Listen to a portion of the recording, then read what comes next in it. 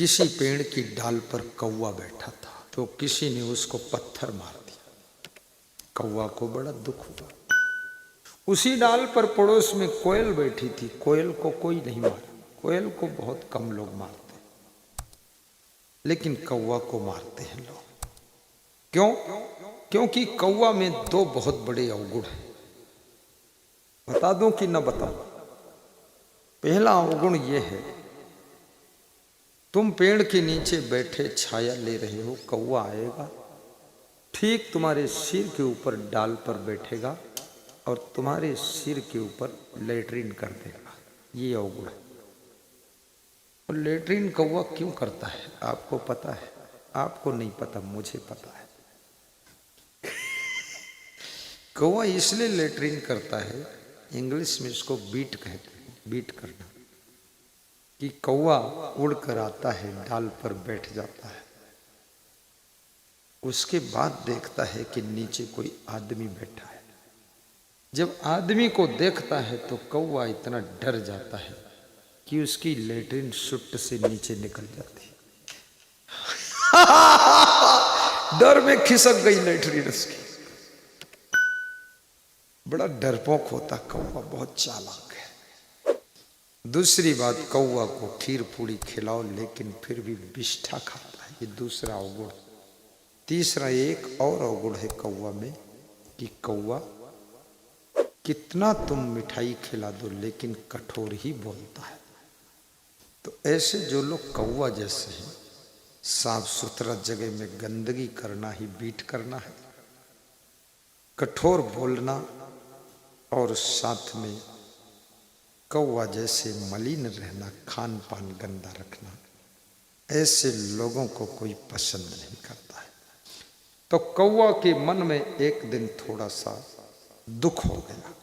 कौवा की कहानी है, ध्यान से सुनो। तो कौवा ने एक हंस पंछी को देखा। हंस पंछी बैठा था पेड़ पर, लोग उसको बड़े गौर से दर्शन कर रहे थे। तो कौवा ने हंस से पूछा कि तुमको सब लोग प्रेम से देखते हैं और मुझको देखते ही पत्थर मार देते हैं, बात क्या है? तो हंस ने कहा, ये तो किस्मत अपनी अपनी है। तो कौवा उड़ा और अपने गुरु के पास गया। कौवा ने भी गुरु बनाया था। गुरु के पास गया, गुरु से प्रार्थना किया कि हे गुरु भगवान, मैं कौवा नहीं रहना चाहता। बोले तो क्या रहना चाहता है? बोले मैं हंस बनूंगा, मुझे आशीर्वाद दो, हंस बना दो। तो गुरु बड़ा दयालु था। गुरु ने कहा, एव मस्त, ऐसा ही होगा, तुम हंस बन जाओ। लेकिन हंस बनने से पहले तुम हंस से पूछ लो जाकर, क्या वो हंस बनकर सुखी है कि नहीं। तो कौवा हंस के पास गया और कौवा हंस से पूछा कि तुम सुखी हो? हंस ने कहा, मैं बहुत दुखी हूं, क्योंकि ये 6 महीने सरोवर में पानी नहीं रह जाता है, तो मैं कहां जाऊं, कहां रहूं, मेरे को बड़ी टेंशन। तो फिर बोले, फिर क्या, परेशान रहता हूं, मैं सुखी नहीं हूं।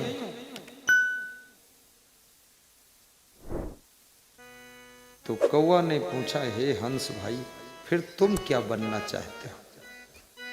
तो हंस ने कहा, मैं जंगल का राजा शेर बनना चाहता हूं। तो तू शेर बनना चाहता है, तो मैं अपने गुरु से कहूंगा, गुरु मुझको शेर बना दे। कौवा फिर गुरु के पास गया। गुरु ने कहा, बोलो क्या बोलना, हंस बनाऊं? बोले हंस नहीं, हंस में दुख बहुत है, शेर बना दो आप। गुरु ने कहा, ये मस्त, शेर तो बन जाएगा, लेकिन पहले किसी शेर से जाकर पूछ ले कि वो शेर सुखी है क्या। कौवा शेर के पास गया, शेर से पूछा, तुम सुखी हो क्या? शेर ने कहा, मैं बहुत दुखी हूं, क्योंकि इस छोटे से जंगल में रहता हूं, किसी दिन भूखा ही रह जाता हूं, कोई शिकार मिलती है नहीं मिलती है, मैं बहुत दुखी हूं।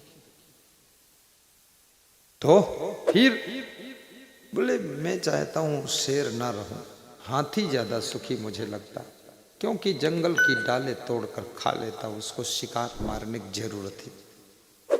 तो कौवा बोला तो मैं शेर क्यों बनूं, मैं हाथी बनूंगा। फिर अपने गुरु के पास गया। बड़ा लालची था कौवा। कौवा बुद्धि के लोग बड़े लालची होते, कभी संतुष्ट नहीं होते। तो कौवा गुरु के पास गया, बोला गुरु जी। गुरु ने कहा बोल शेर बनेगा क्या बनेगा। बोले शेर नहीं बनूंगा, क्योंकि शेर से पूछा वो भी बहुत दुखी है। तो फिर क्या बनेगा। बोले मैं हाथी बनूंगा, क्योंकि हाथी बहुत सुखी है। तो गुरु ने कहा हाथी बनने से पहले तो हाथी से पूछ ले जाकर कि हाथी सुखी है कि नहीं। तो कौवा हाथी के पास गया और हाथी से बोला कि तुम सुखी हो। तो हाथी ने कहा मैं सुखी नहीं, क्योंकि मुझे 2-3 शेर मिलकर नोच डालते हैं, काट देते हैं, मार डालते हैं। तो मैं हाथी नहीं बनना चाहता हूँ। बोले तुम क्या बनना चाहते हो। बोले मैं कौवा बनना चाहता हूँ, क्योंकि इसमें उड़ के भाग जाओ कोई मार नहीं पाता है। तो कौवा हंसा और बोला कि तुम कौवा बनना चाहते हो। बोले हाँ। तो कौवा बोला कि फिर मैं गुरु के पास जाता हूँ। गुरु के पास गया। गुरु ने के बोला बोल क्या चाहिए, क्या बनेगा। बोले मैं तो कौवा ही रहूंगा, ऐसा आशीर्वाद दे दो कौवा ही रहूंगा, इसी में संतुष्ट हूं।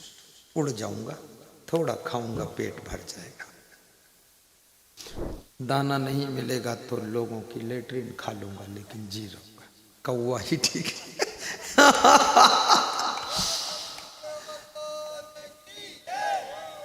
कहने का तात्पर्य ये है कि तुम जो हो उसमें तुम संतुष्ट नहीं होते हो, इसलिए तुम दुखी रहते हो। और जो तुम नहीं हो वो तुम होना चाहते हो, और जो तुम होना चाहते हो वो हो पाओगे कि नहीं हो पाओगे, इसमें जरा संदेह है। लेकिन जो हो चुके हो उसका तुम आनंद नहीं ले पाते हो। इसलिए आज से संकल्प लो, जो तुम हो और तुम्हारे पास में जो है उसका आनंद लो। तुम्हारे पास जो कार है उसका सुख लीजिए। जो तुम्हारे पास में परिवार है उसके साथ सुखी रहिए। और जो तुम्हारा घर है उस घर में भी आप संतुष्ट होइए। फिर और घर चाहते हो तो बनेगा, तब बनेगा। दूसरी कार चाहते हो आएगी, तब आएगी। लेकिन जो है उसका आनंद लेना सीखो। यही जिंदगी में सुख पाने की चाबी है। और ये चाबी जिसको मिल गई वो सदैव आनंद में ही रहता है। संत कबीर कहते हैं सोई हित बंधु मोहि भावे, जात को मार्ग मार्ग लावे। जब तुम कभी तुम्हारा मन गलत मार्ग पर चलने के लिए सोचने लग जाए, ऐसी स्थिति में तुमको समझाकर, बुझाकर, डांटकर, फटकार कर अच्छे मार्ग पर लाने का काम करता है। वही तुम्हारा बंधु है, सखा है, मित्र है, भाई है, वही हितचिंतक है। और ये काम अक्सर तुम्हारे माता पिता करते हैं, नाना नानी करते हैं, और तुम्हारा बड़ा भाई बड़ी बहन भी करती है, और तुम्हारा कोई खास मित्र तुमको कभी कभी समझाता है। इसलिए अपने माता पिता, दादा दादी, नाना नानी का उपकार सदैव मानिए। उनसे रूठिए मत, नाराज मत हो। अंकुश में वह शक्ति है कि हाथी को सही राह पर चलने के लिए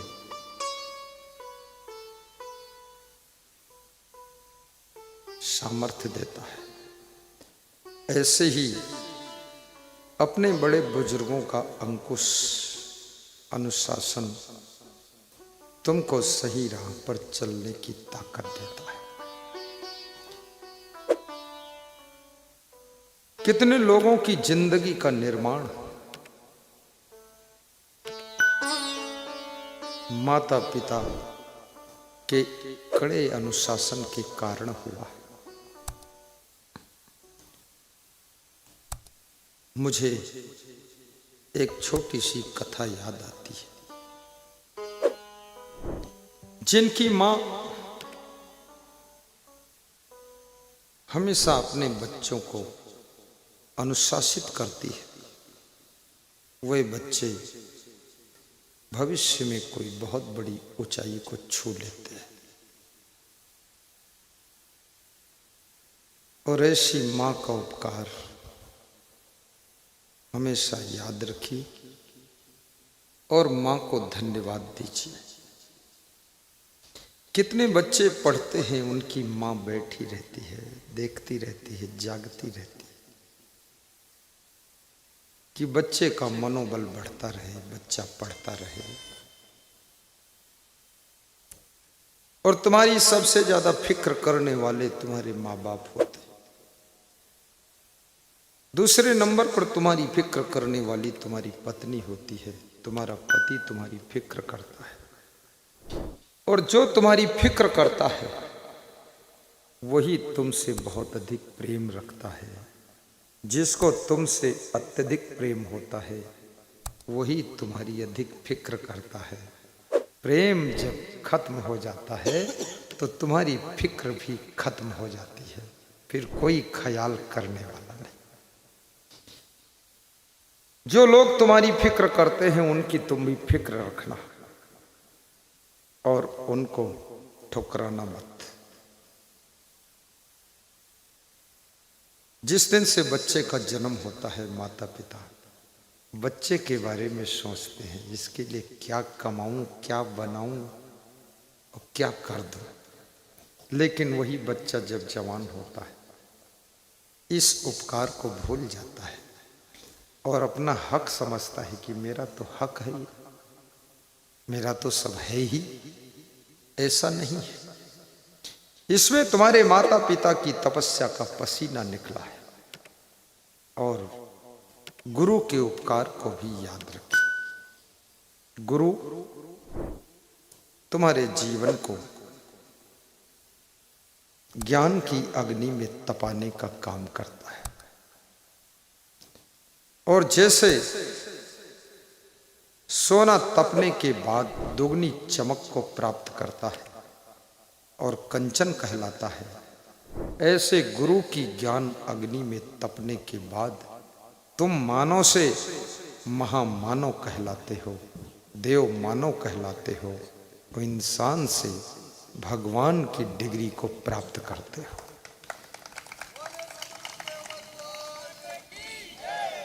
इसलिए गुरु के ज्ञान को सुनकर कभी छकना नहीं चाहिए। और सुनो और सुनो और सुनो, ऐसी भूख लगना चाहिए। वाल्मीकि ने राम से कहा था कि हे राम,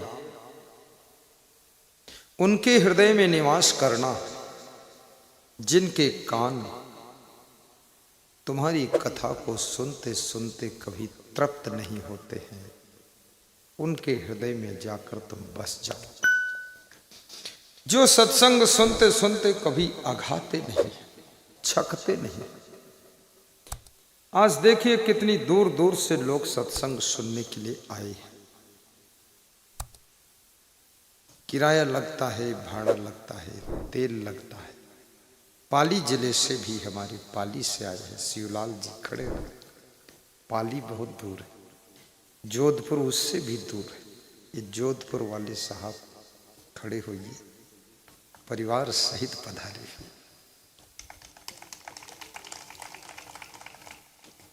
जिसकी सत्संग की भूख कभी मिटती नहीं, उसके हृदय में जाकर हे प्रभु राम तुम निवास करना। इधर उधर भटकने की जरूरत नहीं है।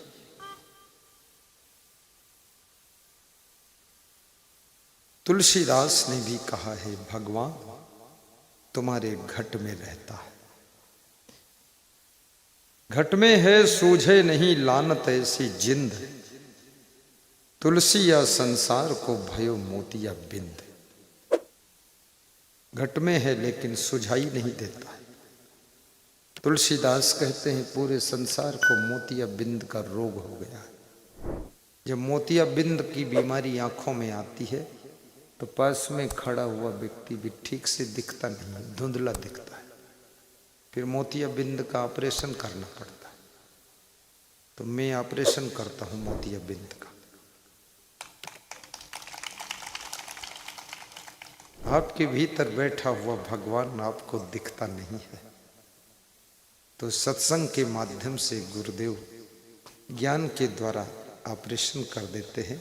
अज्ञानता का मोतिया बिंद खत्म हो जाता है और भीतर बैठे हुए परमात्मा को तुम देख पाते हो।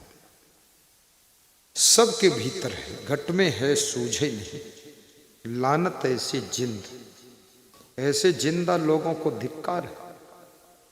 तुलसी या संसार को भयो मोतिया बिंद।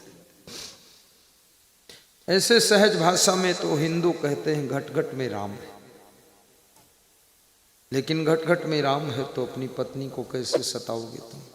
उसको खूब सताते हो, कहते हो घट घट में राम है, तो पत्नी के घट में क्या कोई रावण बैठा है? उसमें भी तो राम है। हम में राम, तुम में राम। अपने पति को कैसे दुख दोगी तुम? फिर दारू पी न सकोगे तुम, क्योंकि तुम्हारे भी घट में वही बैठा है। और शराब पीकर अपनी पत्नी को दुख देते हो, बच्चों को दुख देते हो, तो इसका मतलब तुम कहते हो लेकिन मानते नहीं। अगर मान लो कि वास्तव में घट घट में राम है, तो किसी घट के साथ में तुम दुराचार न कर सकोगे, दुख न दे सकोगे, क्योंकि किसी को दुख देना राम को दुख देना हो जाएगा। राम को तो खुश करने के लिए मनुष्य का शरीर मिला है, इसलिए घट घट में बैठे हुए राम की सेवा पूजा करना चाहते हो तो अपने बच्चों के साथ, माता पिता के साथ, भाई बहन के साथ, द्वैता द्वैती के साथ, पोता पोती के साथ, सबके साथ सुंदर व्यवहार कीजिए, क्योंकि ये संसार पूरा राममय है, भगवानमय है। जिनके श्रवण समुद्र समाना, कथा तुम्हारे सुभग सरि नाना। भर ही निरंतर हो ही न पूरे, तिनके हृदय बसो प्रभु। उनके हृदय में प्रभु रहो जिनके हृदय में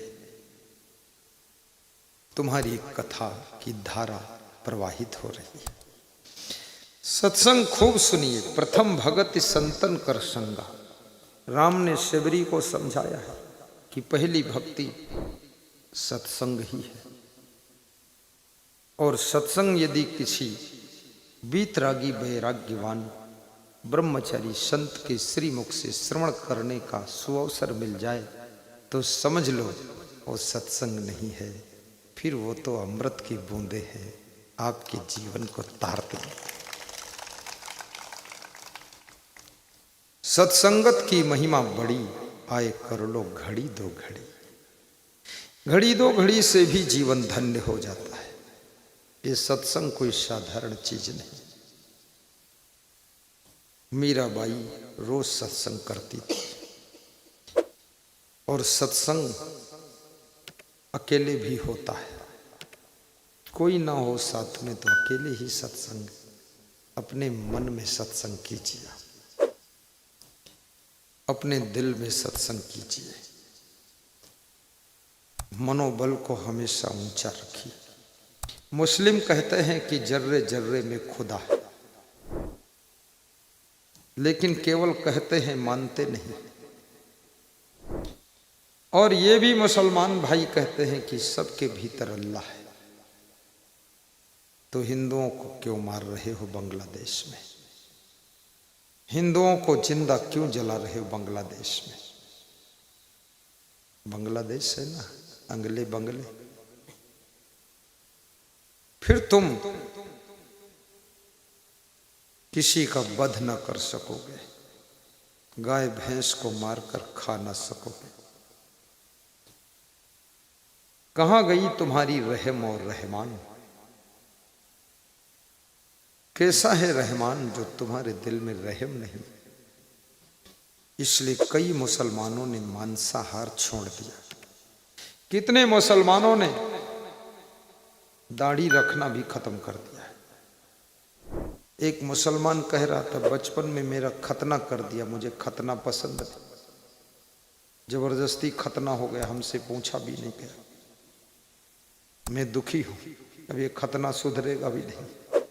ये किसी को जबरदस्ती बिना पूछे खतना कर देना, जबरदस्ती मुसलमान का चिन्ह बना देना, ये भी बहुत बड़ा पाप है। उसको बड़ा होने दीजिए, फिर पूछ लीजिए तो खतना करेगा कि नहीं करेगा। अगर नहीं करना चाहता है तो उसको हिंदू जैसा ही रहने दो, खतना पतना के चक्कर में क्यों पड़े।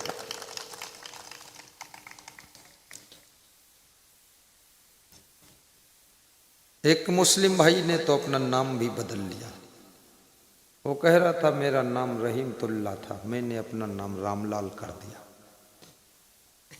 और बोला कि मैं तो हिंदुओं के साथ ही मुझे अच्छा लगता है, इनमें सफाई है, शुद्धता है, पवित्रता है, प्रेम है, दया है, और हिंदुओं में भक्ति भाव भी अच्छा है, इनके भजन भी अच्छे लगते हैं।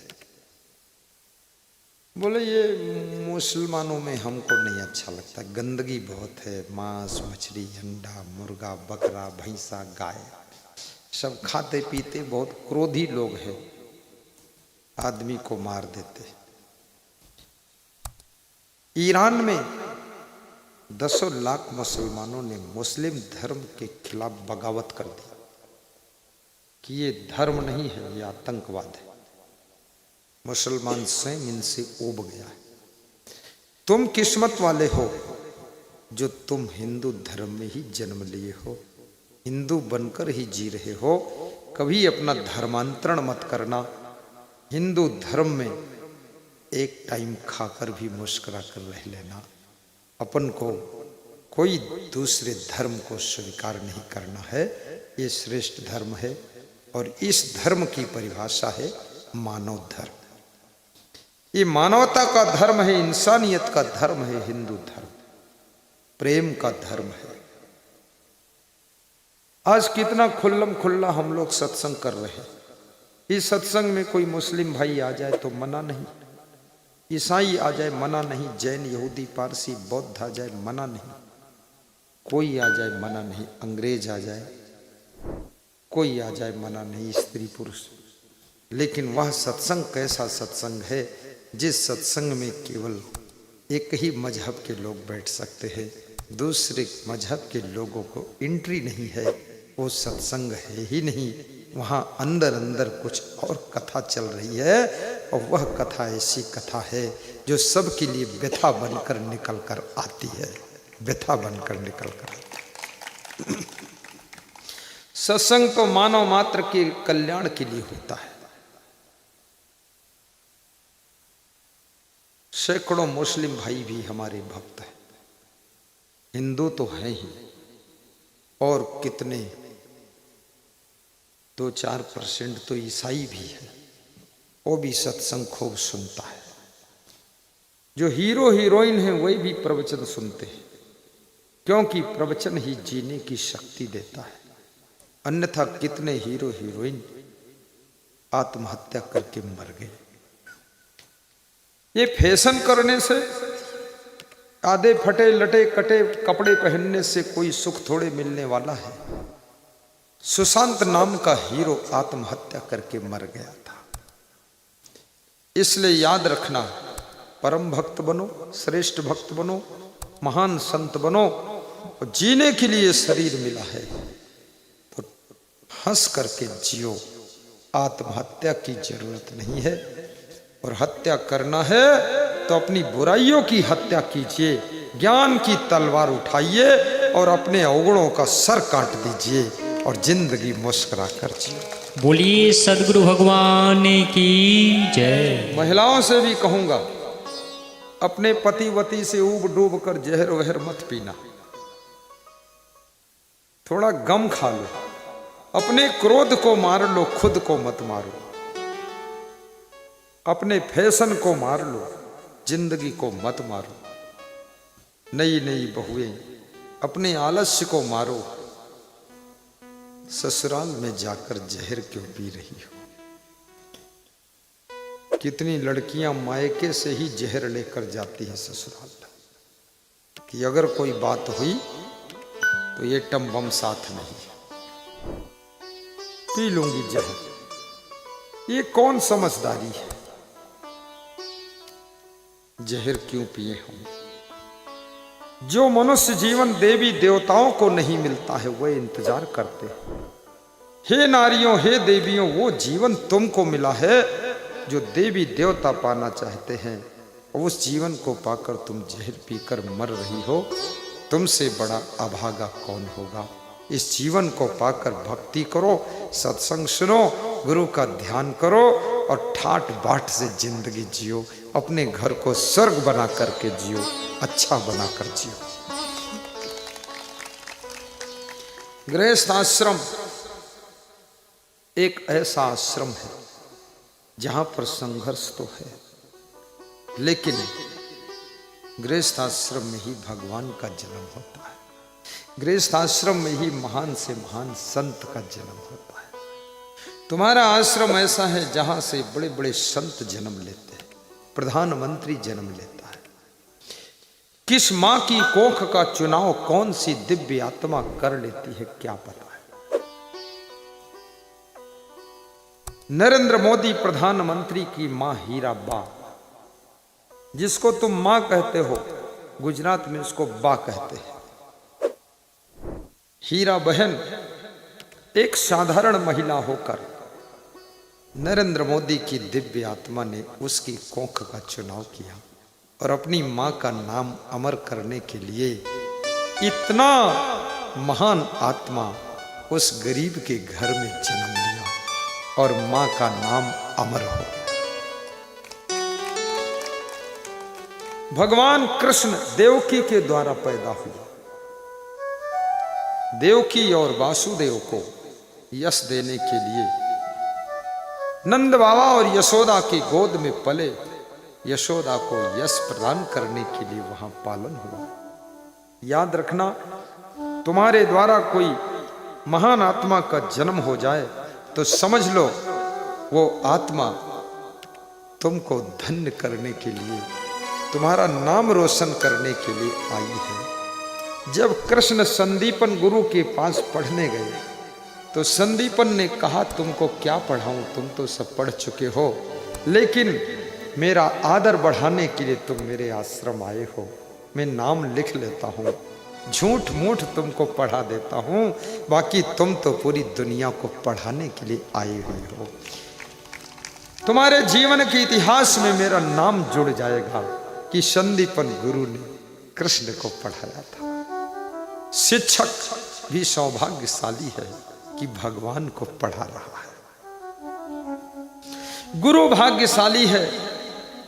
वशिष्ठ कहते थे, हे राम, तुम तो मेरे नाम को रोशन करने के लिए मेरे भक्त बने हो, नहीं तो तुमको गुरु की क्या कमी है, तुम तो सब गुरुओं के गुरु हो। राम के कारण गुरु वशिष्ठ का भी नाम हुआ है। और याद रखना, आज अयोध्या पूजी जाती है, मथुरा पूजी जाती है, बरसाना नगरी पूजी जाती है, गोवर्धन पहाड़ की पूजा होती, कामदगिरी पहाड़ चित्रकूट में पूजा होती है। जहां जहां पग भगवान के पड़ गए वो धरती भी पूजी जाती है। ये भगवान की शक्ति होती है। जय हो, जय जय जय जय जय। आज एक फार्मूला सीख लेना। एक तो परस्पर प्रेम से रहना, दूसरा फार्मूला कभी ऊबना डूबना मत, धैर्य रखो, सहनशीलता रखो। समय चक्र चल रहा है, जो आज है वो कल नहीं रहेगा, जो कल रहेगा वो परसों नहीं रहेगा, जो कल था वो आज नहीं है। सुबह धूप थी, अभी छाया आ गई है। ये बदलते हुए चक्र के बीच में जगत घूम रहा है, इसलिए उबना डूबना नहीं है, घबराना नहीं है। और तुम खुद अपने भाग्य को जानते नहीं कि मेरे भाग्य में क्या है, तुम इतना क्यों घबराते हो? एक विद्यार्थी आत्महत्या करने जा रहा था कि मैं अब मर जाऊंगा, तो मुझे मिल गया। मैंने कहा मर मत, कुछ कर, मत मर। बोले सब करके देख लिया, कुछ होता ही नहीं। हमने कहा थोड़ा रुक, 2 साल और जी। 2 साल रुका। अचानक पुलिस की वैकेंसी निकली, पुलिस में भर्ती होने गया, सिलेक्शन हो गया, पुलिस का कांस्टेबल बना, मेहनती था, प्रमोशन हो गया, सब इंस्पेक्टर बना। फिर मुझे मिला, बोला कि आपकी बात सच थी, धैर्य रखा तो आज सब इंस्पेक्टर हूं। मेरे अंडर में कई जवान हैं, गुरुदेव मर जाता तो क्या होता, इसलिए मरो मत, जियो और जीने भी दो दूसरों को। अपने माता पिता के साथ समय निकाल कर बैठो भी, थोड़ा मीठी मीठी बातें भी करो। सम भोजनम सम कीर्तनम सम प्रीतिश्य परस्परम ज्ञात भी सह कार्याणि न विरोधा कदाचन। अपने जाति भाइयों के बीच में, परिजनों कुटुंबी जनों के बीच में साथ में कभी कभी बैठकर भोजन भी कीजिए, साथ साथ कभी कभी कीर्तन भी कीजिए, भजन गाइए, और कभी कभी साथ में बैठ करके बातें भी, प्रेम की चर्चा कीजिए। अपने जाति भाइयों का कभी विरोध मत कीजिए, तो याद रखना आपकी सभी मनोकामनाएं पूर्ण होंगी, आपकी इच्छा पूर्ण होगी, आप आगे बढ़ोगे।